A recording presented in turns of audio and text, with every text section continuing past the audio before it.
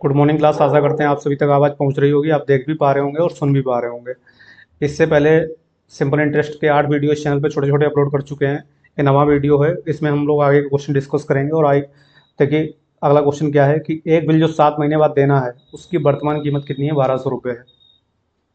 एक बिल जो कितने महीने बाद देना है? 7 महीने बाद देना है, उसकी वर्तमान कीमत कितनी है? 1200 रुपये है।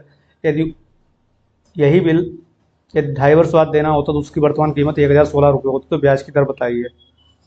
अब बताइए, जो बिल 7 महीने बाद देना होगा उसकी वर्तमान कीमत 1200 रुपये, तो हमने ब्याज की दर मान ली 8% पर एनम। बताओ रेट परसेंट, यदि 8% पर एनम ले रहे हो तो मंथली रेट परसेंट क्या हो जाएगी? तो मंथली रेट परसेंट निकालने के लिए क्या करोगे? 12 से डिवाइड कर दोगे, R/12% पर मंथ।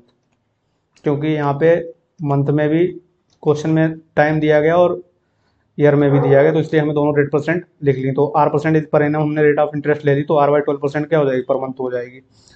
अब बताओ, जो बिल 7 महीने बाद देना उसकी वर्तमान कीमत 1200 रुपये, तो 1200 रुपये वर्तमान कीमत है, तो वो बिल क्या होगा जो 7 महीने बाद देना होगा? तो 7 महीने बाद जो बिल देना होगा उसमें इस 1200 रुपये पर R/12% परसेंटेज हटाओगे, 100 से डिवाइड करोगे। पर एनम के साथ से 7 महीने का ब्याज भी तो जुड़ा होगा। जो बिल हमें 7 महीने बाद देना होगा उसमें क्या होगा? इस 1200 रुपये पर जो R% पर एनम ली है, तो रेट ऑफ इंटरेस्ट उसके हिसाब से R/12% पर मंथ के हिसाब से 7 महीने का ब्याज भी इंक्लूड होगा उस 7 महीने के बिल में। सेम कह रहा है कि यदि यही बिल 2.5 वर्ष बाद देना हो तो उसकी वर्तमान कीमत 1016 रुपये होती है। यानी 1016 रुपये वर्तमान कीमत होगी। तो इस एक जब 2.5 वर्ष बाद दोगे तो 1016 रुपये का R% की दर से परसेंटेज हटाओगे, 100 से डिवाइड करोगे, 2.5 वर्ष का ब्याज भी तो इंक्लूड करोगे। अब बताइए, जो अमाउंट ये है वही अमाउंट ये है, क्योंकि उसी बिल की बात कर रही है। यानी टोटल बिल जितना ये था वही बिल टोटल ये है। तो 1200 से 1016 माइनस होगा, कितना बचेगा? 184 बचेगा। ठीक है। अब 1200 से 1200 कैंसिल, 7R बचा है ये, बराबर में 1016 उधर जाके माइनस हो गया है। 1016 का 2.5 में मल्टीप्लाई करेंगे, कितना आ जाएगा? 1016 दूनी 2032, और 1016 का 0.5 मल्टीप्लाई करेंगे 508। 2032 प्लस 508 2540 R/100।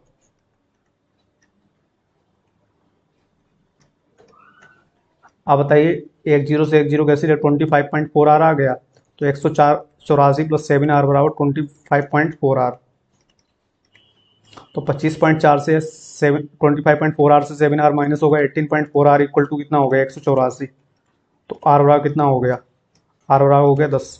तो बताओ रेट परसेंट कितनी हो गई? 10%। आशा करते हैं आप लोगों को क्वेश्चन क्लियर हो गया होगा। ये नहीं समझ में आया तो इसे दोबारा रिपीट कर लीजिएगा आप लोग। पढ़िए, बढ़ते हैं हम लोग अगले क्वेश्चन पे। कह रहा है कि एक आदमी कुछ राशि 12% पे तो कुछ निश्चित राशि 10% के साधारण ब्याज की दर पर निवेश करता है। तो मान लीजिए उसने P1 रुपया जो है 12% पे और P2 रुपया 10% पे निवेश किया और 130 रुपये ब्याज प्राप्त करता है। ठीक है, सिंपल इंटरेस्ट का क्वेश्चन है। मान लीजिए P1 रुपया 12% per annum rate of interest से और P2 रुपया 10% per annum rate of interest से निवेश किया और उससे कितना इंटरेस्ट मिलता है? 130 रुपीज़ इंटरेस्ट प्राप्त होता है। कह रहा है कि राशि की अदला बदली कर दे, यानी P1 को 10% पे कर दे। अदला बदली का मतलब क्या है कि जो ये 12% था ये 10% पे कर दे, जो 10% था उसे 12% पे कर दे। तो 34 रुपये ब्याज ज़्यादा मिलता है, 4 रुपये ब्याज ज़्यादा मिलता है, यानी 130 की बजाय 134 हो जाएगा। दोनों ही इक्वेशन को जोड़ देंगे तो P1 का 12% प्लस P1 का 10%, P1 का 22% प्लस P2 का 22% बराबर कितना आ जाएगा? 264 आ जाएगा। तो P1 प्लस P2 का 22%, 22/100 बराबर कितना आ जाएगा? 264। 22 एकन 22, कितना बचा? 4, 22 दूनी 44। तो P1 प्लस P2 बराबर कितना आ जाएगा? P1 प्लस P2 बराबर आ जाएगा 1200 रुपये। अब बताइए, P1 प्लस P2 1200 आ गया। P1 प्लस P2 कितना आ गया? 1200 आ गया। अब बताइए 1200 रुपये टोटल है, पहला हिस्सा कितने परसेंट पे? 12% पे। दूसरा हिस्सा 10% पे। इस टाइप के क्वेश्चन हम लोग परसेंटेज में डिस्कस कर चुके हैं ना। तो बताइए, यदि ये 10% पे होता पहला हिस्सा, यहाँ पे रेट ऑफ इंटरेस्ट कितनी जाता है? 2%। पहला हिस्सा भी 10% पे होता, दूसरा हिस्सा भी 10% होगा, तो 1200 का 10% 120 रुपये ब्याज मिलता। लेकिन ब्याज हमें कितना मिल रहा है? 130। कितना ज़्यादा है? 10 रुपये ज़्यादा है। किसकी वजह से? इस 2% की वजह से। तो पहले हिस्से का 2% किसके बराबर? 10 के बराबर। तो पहले हिस्से का 1% किसके बराबर? 5 के बराबर। तो पहले हिस्से का 100% किसके बराबर? 500। तो पहला हिस्सा 500, दूसरा हिस्सा 700। भाई देखिए, P1 कितने परसेंट पे? 12% पे। P2 कितने परसेंट पे? 10%। तो P1 का 12% प्लस P2 का 10% बराबर 130। यदि राशि की अदला बदली कर देंगे, नहीं जो रुपया 12% पे उसे 10% पे कर देंगे, जो रुपया 10% पे उसे 12% पे कर देंगे, तो ब्याज 4 रुपये ज़्यादा, यानी 130 की बजाय 134। दोनों इक्वेशन को ऐड कर लिया। P1 का 22% प्लस P2 का 22% बराबर 130 plus 34 264। P1 plus P2 22% common हो गया, 22/100 264 22 से डिवाइड किया 12 12 गुणित 100 1200। P1 प्लस P2 1200 हो गया। अब बताइए P1 प्लस P2 यानी टोटल रुपया हमारा 1200 था, उसका एक हिस्सा यानी 1200 को P1 जो हिस्सा था वो कितने पे था 12% पे, और दूसरा हिस्सा P2 कितने पे था 10% पे, तो 1200 में P1 प्लस P2 दोनों इंक्लूड है। अब बताइए P1 भी 10% पे होता है, P2 भी 10% पे होता है, तो टोटल 1200 पे 10% 120 ब्याज मिलता है। लेकिन P1 10 की बजाय कितने पे है 12% पे है। P1 10 की बजाय कितने परसेंट पे 12% पे, 2% ज़्यादा रेट ऑफ इंटरेस्ट है, तो इसलिए 120 ना मिलकर 130 रुपये ब्याज मिल रहा, 10 रुपये ब्याज ज़्यादा मिल रहा, तो 2% किसके रहा 10 के रहा, तो 1% 5, 100% 500। तो पहला हिस्सा 500, दूसरा हिस्सा 700। ठीक है, तो पहला हिस्सा कितना हो गया 500, दूसरा हिस्सा कितना हो गया 700 हो गया। बढ़ते हैं हम लोग अगले क्वेश्चन पे। तो 12% पे कितनी राशि निवेश की 500 रुपये। 1720 रुपये 4 साल के बाद देने हैं। 1720 रुपये कितने वर्ष बाद देने हैं 4 वर्ष बाद। 1720 रुपये 4 वर्ष बाद देने हैं। अब बताइए जो 1720 रुपये देना है ये कब देना है, ये हमें 4 वर्ष बाद देना है। ठीक है, 1720 रुपये कब देना है 4 वर्ष बाद देना है। अब बताइए एक बात, यदि आप किसी से रुपया उधार लेके आए, मान लीजिए ये है राम, ये है श्याम। राम ने कुछ रुपया उधार लिया श्याम से, हमें नहीं पता कितना रुपया उधार लिया, लेकिन इन्होंने ये शर्त निर्धारित की हम 4 वर्ष बाद ब्याज सहित 1720 रुपया देंगे आके आपको। ठीक है, राम ने रुपया लिया किससे श्याम से, और राम और श्याम के बीच में ये शर्त हुई कि राम जो है 4 वर्ष बाद 1720 रुपया ब्याज सहित देगा। तो इसका मतलब क्या है, इसमें 4 वर्ष का ब्याज भी तो इंक्लूड होगा 1720 में। 1720 में क्या होगा 4 वर्ष का ब्याज इंक्लूड होगा। अब बताइए 1720 में 4 वर्ष का जब ब्याज इंक्लूड होगा तो इसका मतलब क्या है, राम 4 वर्ष बाद ना देकर 2 वर्ष बाद दे दे रुपया, तो रुपया 1720 नहीं देना पड़ेगा, फिर कम देना पड़ेगा क्योंकि 2 वर्ष का ब्याज कम हो जाएगा। ऐसे 1 वर्ष बाद दे देगा तो और रुपया कम देना पड़ेगा, और तुरंत तुरंत निपटा देगा तो सीधे जितना लिया हुआ उतना ही देना पड़ेगा। तो कहने का मतलब जो रुपया हमें 4 वर्ष बाद देना है इसमें क्या इंक्लूड है, ब्याज भी इंक्लूड है। ठीक है, अब जब ब्याज भी इंक्लूड है तो सीधी सी बात क्या है कि ये रुपया हम टाइम से पहले देंगे किसी व्यक्ति को तो हमारा ब्याज कम होता जाएगा। इस बात को आशा करते हैं आप लोग समझ पा रहे होंगे, दोबारा फिर से समझ लीजिएगा।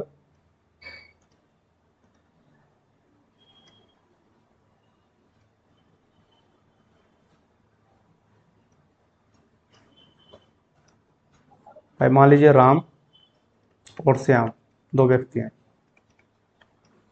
राम ने कुछ रुपया उधार लिया, श्याम ने कुछ रुपया उधार लिया। ठीक है, राम ने श्याम से कुछ रुपया उधार लिया और राम ने बोला कि हम ब्याज सहित 4 वर्ष बाद 1720 रुपया आपको अदा करेंगे आके। तो राम 4 वर्ष बाद ब्याज सहित 1720 रुपये अदा करेगा। अब हमें नहीं पता कितना मूलधन है, हालांकि हम लोग यहाँ से रेट ऑफ इंटरेस्ट 5% दी गई उसके हिसाब से निकालना चाहें तो मूलधन निकाल लेंगे, लेकिन मूलधन निकालने की अभी आवश्यकता नहीं है क्योंकि इस टाइप के क्वेश्चन में अभी तक कोई भी क्वेश्चन मूलधन वाला नहीं मिला है। लेकिन अभी जो जिस टाइप के क्वेश्चन रिपीट हो चुके हैं वही डिस्कस कर रहे हैं, आगे चल के हम क्या नाम आपको मूलधन वाला भी क्वेश्चन बताएंगे। देखिए 4 वर्ष बाद कितना देना है 1720 देना है, तो 1720 4 वर्ष बाद देना है, तो ये 1720 जो 4 वर्ष बाद हमें अमाउंट पे करना है वो दिया गया है, तो इसमें हमारा ब्याज भी इंक्लूड है। अब भाई सीधी बात 4 वर्ष बाद ना देकर यदि हम 2 वर्ष बाद रुपया देंगे तो सीधी बात हमारा 2 वर्ष का ब्याज भी तो कम हो जाएगा। ऐसे 1 वर्ष बाद रुपया देंगे तो 3 वर्ष का ब्याज कम हो जाएगा, और तुरंत रुपया दे देंगे तो 4 वर्ष का ब्याज कम हो जाएगा। तो देखिए इस टाइप के क्वेश्चन को करने के लिए अब एक बात बताइए, हम मान लें कि किसी व्यक्ति को हमने 1 वर्ष बाद 100 रुपये दे दिया, हमें रुपया अदा करना था 4 वर्ष बाद, लेकिन हमने 1 वर्ष बाद कितना दे दिया 100 रुपये दे दिया।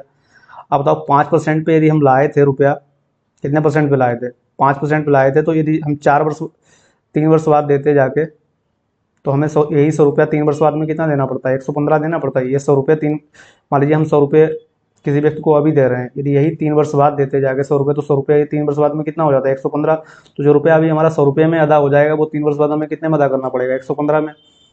ऐसे ही हम 100 रुपये मान लीजिए अभी दे दिया किसी व्यक्ति को, और ये 100 रुपये अभी ना देकर 4 वर्ष बाद देते जाके, तो 4 वर्ष बाद वाला 4 वर्ष का ब्याज हम इस पर लगता, तो 4 वर्ष का ब्याज 5% से कितना लगता है 120 रुपये 20 रुपये लगता है, तो 120 रुपये देना पड़ता है। जो रुपया अभी 100 रुपये में अदा हो जाता है वो 4 वर्ष बाद कितने में अदा होता है 120 में। जो रुपया अभी 100 रुपये में अदा हो जाएगा वो 3 वर्ष बाद कितने में अदा होगा 115 में। ऐसे मान लीजिए जो रुपया अभी 100 में अदा हो जाएगा वो 2 वर्ष बाद में कितना में अदा होगा 5% के हिसाब से 2 वर्ष का ब्याज 110 देना होगा।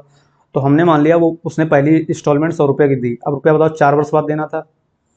यदि 1 वर्ष बाद इंस्टॉलमेंट दे रहा है तो रुपया ये कितने वर्ष पहले पहुंच रहा, 3 वर्ष पहले पहुंच रहा। तो सीधी सी बात क्या था कि ये रुपया हमें 4 वर्ष बाद देना था, लेकिन हम 1 वर्ष बाद दे रहे हैं, इसलिए 3 वर्ष बाद देना, 3 वर्ष पहले दे रहे हैं। तो बताइए ये 3 वर्ष पहले हम 100 रुपया दे रहे हैं, यदि ये 100 रुपया 3 वर्ष पहले ना दे करके 4 वर्ष बाद ही देते तो इस 100 रुपये के बदले में हमें कितना रुपया देना पड़ता, 4 वर्ष बाद 115 रुपये देना पड़ता। क्यों? क्योंकि 1 वर्ष बाद दे रहे हैं और 4 वर्ष बाद देते तो 3 वर्ष का इंटरेस्ट इंक्लूड हो जाता।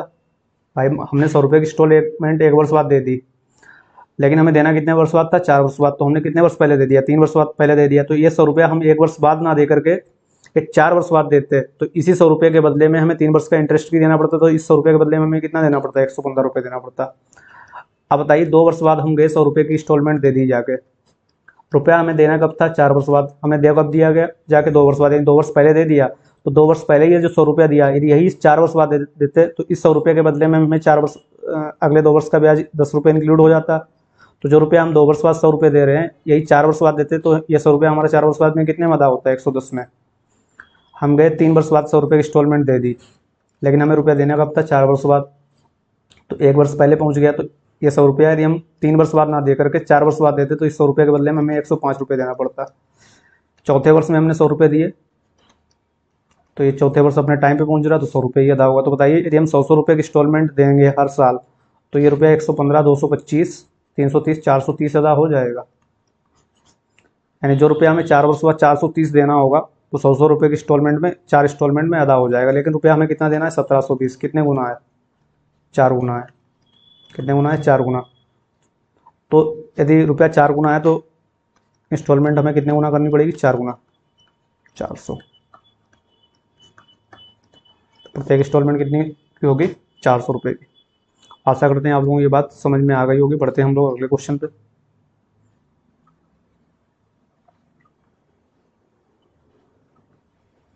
तो 12,800 रुपये 3 साल के बाद देने हैं। यदि वो 3 किस्तों में चुकाना चाहता है तो पहली किस्त, दूसरी किस्त की आधी तथा पहली किस्त जो है फर्स्ट इंस्टॉलमेंट जो है सेकंड इंस्टॉलमेंट के आधी है, और फर्स्ट इंस्टॉलमेंट थर्ड इंस्टॉलमेंट की 1/3 है। तो तीनों किस्त ज्ञात कीजिए, ब्याज की दर 10% है। अब बताइए हमें रुपया कितने वर्ष बाद, कितनी किस्तों में चुकाना, 3 किस्तों में चुकाना और 3 साल बाद देना था। तो ये 12,800 रुपये हमें 3 साल बाद देना था। तो हम इंस्टॉलमेंट 100 रुपये की मान लेंगे। मान लीजिए हमें 1 वर्ष बाद 100 रुपये दिए जाके। अब बताइए हमने 1 वर्ष बाद 100 रुपये दे दिए जाके, लेकिन रुपया हमें देना कब था, 3 वर्ष बाद। तो बताइए हमने 2 वर्ष पहले ये रुपया दे दिया, 100 रुपये ये 2 वर्ष पहले दे दिया। ये 100 रुपये 2 वर्ष पहले ना देकर टाइम पे देते तो ये इस 100 रुपये के बदले हमें कितना रुपया अदा करना पड़ता है, 120। क्योंकि हम 2 वर्ष से पहले दे रहे हैं तो 2 वर्ष का ब्याज कम हो जाएगा। ये 2 वर्ष बाद देंगे जाके, तो 2 वर्ष का ब्याज भी तो इसमें इंक्लूड होगा। तो जो रुपया हमें 1 वर्ष बाद 100 रुपये दे रहे हैं, इसी 100 रुपये के बदले अगले 2 वर्ष बाद में हमें कितने देने पड़ते हैं, 120 रुपये देने पड़ते हैं। हम गए फिर 200 रुपये की इंस्टॉलमेंट दे दी जाके 2 वर्ष बाद। तो रुपया हमें कब देना था, 3 वर्ष बाद, लेकिन हमने 2 वर्ष बाद दे दिया, 1 वर्ष पहले दे दिया।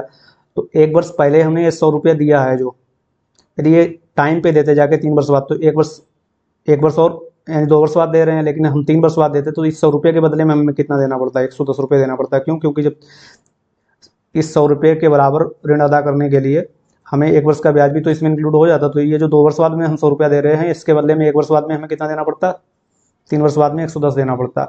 हम गए 3 वर्ष बाद 100 रुपये की इंस्टॉलमेंट दे दी, ये अपने टाइम पे इंस्टॉलमेंट गई, तो इससे 100 रुपये का ही ऋण अदा होगा। अब कह रहा है पहली इंस्टॉलमेंट दूसरी की आधी है, तो इसका मतलब क्या है, पहली एक दूसरे की आधी है, दूसरी पहले की क्या हो जाएगी, डबल हो जाएगी। तो यहाँ पे 2 का मल्टीप्लाई कर दीजिए, ये 100 की रहेगी तो ये 200 की हो जाएगी। अब बोला पहली तीसरी की 1/3, तो तीसरी पहली की 3 गुनी हो गई, तो यहाँ 3 का मल्टीप्लाई कर दीजिए, चाहे इधर मल्टीप्लाई कर लीजिए। आप बताइए पहली इंस्टॉलमेंट 100 रुपये की देगा, कितना रुपया अदा होगा इससे, 120। यानी 1 वर्ष बाद इंस्टॉलमेंट दे देगा जाके, 2 वर्ष पहले पहुंच गया तो 120 अदा हो जाएगा। या दूसरी इंस्टॉलमेंट 2 वर्ष बाद 100 रुपये की देगा तो 110 रुपये अदा हो जाएगा 1 वर्ष पहले। दूसरी इंस्टॉलमेंट 2 वर्ष बाद 100 रुपये देगा तो यही 3 वर्ष बाद में कितना देना पड़ता है, 110 देना पड़ता है। लेकिन इंस्टॉलमेंट डबल करनी है तो ये 200 रुपये देगा, इससे कितना रुपया अदा हो जाएगा, 220 अदा हो जाएगा। तीसरी इंस्टॉलमेंट 300 की देगा, इससे कितना रुपया अदा होगा, 300 रुपये अदा होगा।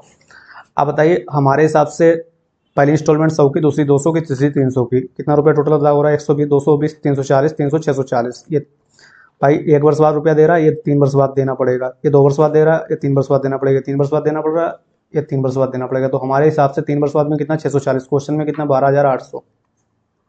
तो कितने गुना है, 20 गुना। तो 100 किसके बराबर, 2000। 200 की स्क्वायर और 4000, 300 की स्क्वायर और 6000। पहली इंस्टॉलमेंट 2000 की हो गई, दूसरी 4000 की, तीसरी 6000 की। पहली किस्त दूसरी को ठीक है, तो प्रत्येक किस्त कितने की हो गई? 2000, 4000, 6000। आशा करते हैं आप लोगों को क्वेश्चन क्लियर हो गया होगा। बढ़ते हैं हम लोग अगले क्वेश्चन पे। कह रहा है कि इन्हें 6% से सरल ब्याज पर यानी साधारण ब्याज पर 960 रुपये का एक ऋण पी से इस शर्त पर लिया, यहाँ पे कि ऋण को 4 वार्षिक किस्तों में चुका दिया जाएगा। इनमें से पहली 3 किस्तों में मूलधन का 1/4 भाग होगा। यहाँ पे देखिए 960 रुपये का ऋण, ये मूलधन है, और जिसमें मूलधन दिया जाता था उसमें इंस्टॉलमेंट वाला ये क्वेश्चन हम लोग पहले डिस्कस कर चुके हैं। पीछे के वीडियो में हम लोग इस टाइप के क्वेश्चन डिस्कस कर चुके हैं। इनमें से पहली 3 किस्तों में मूलधन का 1/4 होगा, शेष किस्त में पूरे ब्याज के साथ चुकता किया जाएगा। 4 वर्ष के अंत में ए द्वारा भुगतान की गई राशि क्या है? बताओ। पहले वर्ष में ब्याज किस पे पड़ेगा? 960 रुपये पे पड़ेगा। अब कह रहा है कि पहली 3 किस्तों में मूलधन का 1/4 भाग होगा, तो 960 का 1/4 कितना हुआ? 240। यानी पहली 3 किस्तें जो हैं वो मूलधन के 1/4 के हिसाब से होंगी। तो बताओ, एक वर्ष बाद ये 240 रुपये दे देगा, तो रुपया बचेगा कितना? 720। क्योंकि आपको पता है इंस्टॉलमेंट के क्वेश्चन में जब भी हम लोग रुपया वापस करते हैं सबसे पहले मूलधन से माइनस करते हैं। तो पहले वर्ष में ब्याज 960 पे पड़ेगा, दूसरे वर्ष में 720 पे पड़ेगा, फिर 240 माइनस कर देगा तो तीसरे वर्ष में किस पे पड़ेगा? 480 पे पड़ेगा। ठीक है, एक वर्ष बाद 240 माइनस कर दिया, 1/4 माइनस कर दिया, 2 वर्ष बाद 240 दे दिया, 3 वर्ष बाद 240 दे देगा, तो बचेगा कितना? 240 बचेगा। तो चौथे वर्ष में 240 पे पड़ेगा। अब बताओ, पहले वर्ष में 960 रुपये ब्याज लगेगा, दूसरे वर्ष में 720 पे लगेगा, तीसरे वर्ष में 480 पे, चौथे वर्ष में 240 पे। ब्याज की दर कितनी है? 6% है। अब बताओ, पहले वर्ष में 960 पे ब्याज लगेगा, दूसरे वर्ष में 720 पे, तीसरे वर्ष में 480 पे, चौथे वर्ष में 240 पे। किस रेट परसेंट से लगेगा? 6% पे। तो बताओ, 960 रुपये पर 6% दर से पहले वर्ष का ब्याज, प्लस 720 रुपये पर 6% दर से एक वर्ष का ब्याज, प्लस 480 रुपये पर 6% दर से एक वर्ष का ब्याज, प्लस 240 रुपये पर 6% दर से एक वर्ष का ब्याज। तो चौथे वर्ष में 240 रुपये बचा है, ये देना पड़ेगा, प्लस जो प्रत्येक वर्ष में ब्याज बना होगा अलग अलग वो देना पड़ेगा। तो हम लोग 960 का 6% दर से एक वर्ष का ब्याज, 720 का 6% दर से एक वर्ष का ब्याज, 480 का 6% दर से एक वर्ष का ब्याज, प्लस 240 का 6% का दर से एक वर्ष का ब्याज। इस बात को डायरेक्ट क्या लिखेंगे? 960, 720, 1680 और 440, 2160 प्लस 240, 2400 रुपये पर 6% की दर से एक वर्ष का ब्याज कितना आ जाएगा? 144। 144 रुपये इंटरेस्ट हो गया, प्लस 240 रुपये हमारा ये मूलधन का बचा। तो 240 प्लस 144 कितना देना पड़ेगा? 384। इस बात को हमने ये डायरेक्ट लिख दिया। आप इसे लिखना चाहें तो देखिए इस तरीके से लिख सकते हैं, 960 रुपये पर 6% की दर से एक वर्ष का ब्याज, प्लस 720 रुपये पर 6% की दर से एक वर्ष का ब्याज, प्लस 480 पर 6% की दर से एक वर्ष का ब्याज, तो 240 पर 6% दर से एक वर्ष का ब्याज। तो बताइए, यहाँ पे 6 गुणे 1/100 सभी में कॉमन है, इसलिए डायरेक्ट हमने 960, 720, 480, 240 ऐड किया, 2400 गुणे 1/100 तो कितना आ गया?